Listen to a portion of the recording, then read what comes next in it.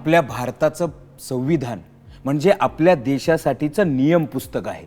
ते आपल्याला शांततेने एकत्र कसं राहायचं आणि सरकार कसं चालतं हे सांगतं. बाबा, हे कोणी लिहिलं? दाखवतो. हे बघ, हे कोण आहेत? डॉक्टर बाबासाहेब आंबेडकर. पण अनेक महान नेत्यांनी लिहिलंय बरं का. त्याचं नेतृत्व डॉक्टर बाबासाहेब आंबेडकर यांनी केलं. त्यांना भारतीय संविधानाचे शिल्पकार पण म्हणतात. संविधानात काय आहे?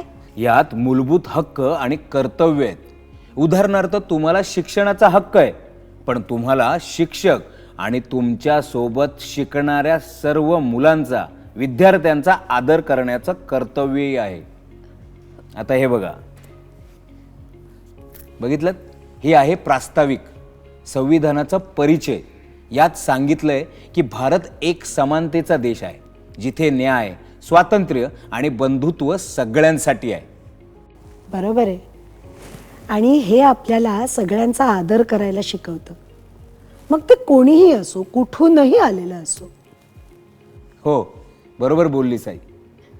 आपलं संविधान सगळ्यांना समान हक्क आणि संधी मिळाल्याची खात्री देतं. म्हणजेच हे भारताला चांगलं बनवायचं मार्गदर्शक आहे. हो, आपलं संविधान समजून घेणं आपल्याला जबाबदार नागरिक बनवायला मदत करतं. आणि त्यांच्या मूल्यांचं पालन केल्यानं आपण आपल्या देशाला, आपल्या भारताला अधिक मजबूत आणि एकसंघ बनवतो. आपल्याला करण्याची परवानगी असते ती गोष्टी. हा, हक्क म्हणजे संविधानाने आपल्याला दिलेलं स्वातंत्र्य. म्हणजे तुला शिक्षणाचा हक्क आहे, हे त्या उदाहरणाला एकदम साजेसं आहे. आणि जबाबदारी म्हणजे काय बाबा? जबाबदारी म्हणजे आपण आपला समाज चांगला बनवण्यासाठी केलेल्या कृती. म्हणजे तुला शिक्षणाचा हक्क आहे की नाही, पण तुझी जबाबदारी बनते मनापासून अभ्यास करायची आणि तुझ्या शिक्षकांचा सन्मान करण्याची. बाबा, आणखी कोणते हक्क आहेत?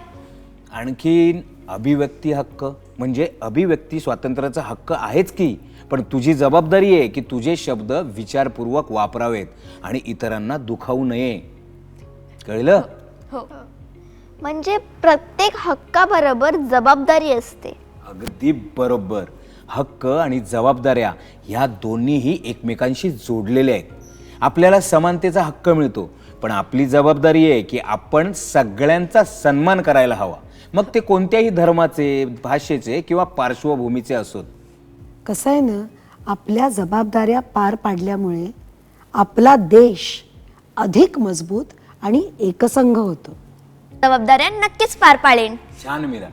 हक्क आणि जबाबदाऱ्यांचा हा समतोल समजून घेतल्याने आपण चांगले नागरिक बनतो. मुलांना लक्षात ठेवा, हक्क आपल्याला सक्षम करतात, पण जबाबदाऱ्या आपला स्वभाव घडवतात. बाबा, सक्रिय नागरिक होणं म्हणजे काय? सक्रिय नागरिक याचा अर्थ आपण आपला समाज आणि देशासाठी उपयोगी कामांमध्ये कसा भाग घेतो. म्हणजे निवडणुकीत मतदान करणं हे सक्रिय नागरिक होण्याचं एक उत्तम उदाहरण आहे. पण आम्ही तर अजून लहान आहोत, मतदान करू शकत नाही. हे खरं आहे, पण तुम्ही इतर अनेक गोष्टींना मदत करू शकता ना. म्हणजे जसं की आपला आजूबाजूचा परिसर स्वच्छ ठेवायला मदत करू शकता किंवा झाडं लावायला सुद्धा मदत करू शकता. हे बघा, इथे बघा, झाडं लावल्याने निसर्ग किती सुंदर दिसतो आणि त्यामुळे आपल्याला ऑक्सिजन सुद्धा मिळतो. आणि हो, भविष्यातील पिढ्यांची काळजी सुद्धा तो घेतो. आणि जर अगर आपण स्वच्छता मोहिमांमध्ये भाग घेतला तर आपला परिसर सुंदर राहील. हो, अशा छोट्या छोट्या कृतींनीच मोठा बदल घडतो.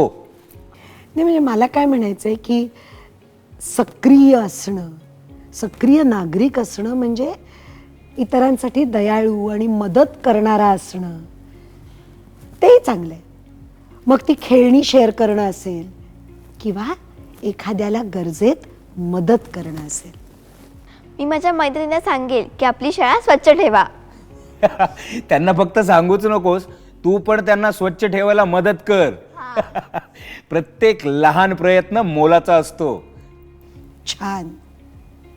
आणि एकत्र काम करून आपण चांगला आणि मजबूत देश घडवू शकतो, भारत मजबूत करू शकतो.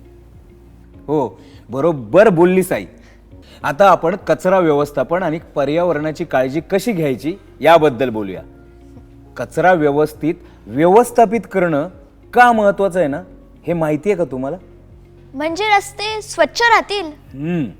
पण त्याचबरोबर प्रदूषण कमी होईल आणि प्राणी, पक्षी आणि आपली झाडं सुरक्षित राहतील. आता आपण कचऱ्याचं व्यवस्थापन कसं करायचं ते शिकूयात. हा, इथे बघा, तुम्हाला दिसतंय 2 डस्टबिन म्हणजेच कचरा पेटी. एका याच्यावर काय लिहिलंय? ओला कचरा. दुसऱ्या याच्यावर काय लिहिलंय? सुका कचरा. आता मला सांगा, केळीचं साल जर असेल तर ते कोणत्या डस्टबिन मध्ये टाकायचं?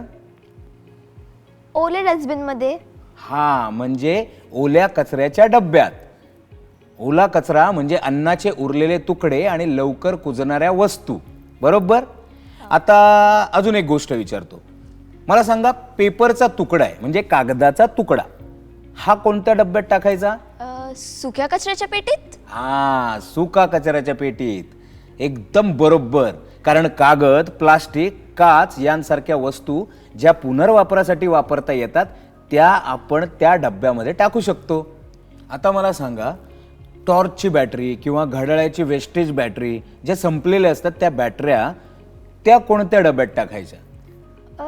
धोकादायक कचऱ्याच्या डब्यात. बरोबर. धोकादायक कचऱ्यात बॅटऱ्या, जुनी औषधं अशा वस्तू येतात ज्यांचं विशेष पद्धतीने व्यवस्थापन करावं लागतं. खरंय, कचरा व्यवस्थापित केल्यानं आपला परिसर स्वच्छ आणि सुरक्षित राहतो. आणि जर आपण पुनर्वापर केला तर वस्तू फेकण्याऐवजी परत वापरू शकतो. नेमकं सांगितलंस. पुनर्वापर केल्याने नवीन वस्तू तयार करण्याची गरज कमी होते आणि त्यामुळे ऊर्जा आणि साधन संपत्तीची सुद्धा बचत होते. कीच घरी आणि शाळेत कचरा वेगळा करेल. छानच आहे.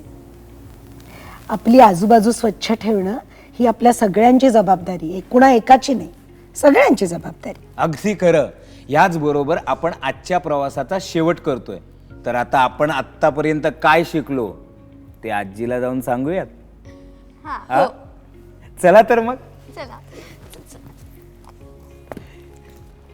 या चल. चेहऱ्यावर प्रसन्न हसू आहे. सांगू का?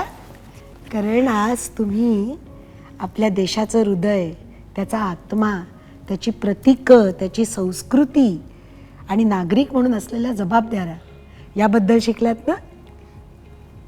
कसा वाटला हा प्रवास? किती महत्वाचा आहे? भारताला खास बनवण्यासाठी आणि त्याचं रक्षण करण्यासाठी. अगदी बरोबर आहे मीरा. आपला वारसा, आपलं संविधान आणि आपल्या विविधतेतली आपली एकता ही आपली संपत्ती आहे, जिचं आपण जतन केलं पाहिजे. आजी, आपण आपल्या देशाबद्दल आणखीन कसं शिकू शकतो? सोपं आहे बाळा. जिज्ञासू वृत्ती पाहिजे, कुतूहल पाहिजे, खूप प्रवास केला पाहिजे आणि जे आपण शिकतो, पाहतो, वाचतो, ऐकतो ते इतरांबरोबर शेअर केलं पाहिजे. लक्षात ठेवा, आपल्या देशाला स्वच्छ ठेवणं ही पण आपली जबाबदारी आहे. कुणाला मदत करणं म्हणजे या छोट्या छोट्या कृतींमुळे ना फार फरक पडतो. आजच्या प्रवासानं आपल्याला आपल्या देशाच्या वैभवशाली, बलशाली इतिहासाची जाणीव करून दिली. आपल्या देशाचं सौंदर्य, त्याची ताकद पुन्हा एकदा त्याची आठवण करून दिली. आपली मूल्य काय आहेत आणि ही मूल्य पुढच्या पिढीकडे देण्याची जबाबदारी, त्याची जाणीव करून दिली. आपल्या आदल्या पिढीनं आपल्यावर जो विश्वास दाखवला आहे त्याची पूर्तता कशी करायची हे समजावून दाखवलं. आणि एकत्र येऊन एकसंघ चांगल्या भारताचा निर्माण करण्याची आपली जबाबदारी काय आहे ती जाणून आपण ती पूर्ण करूया.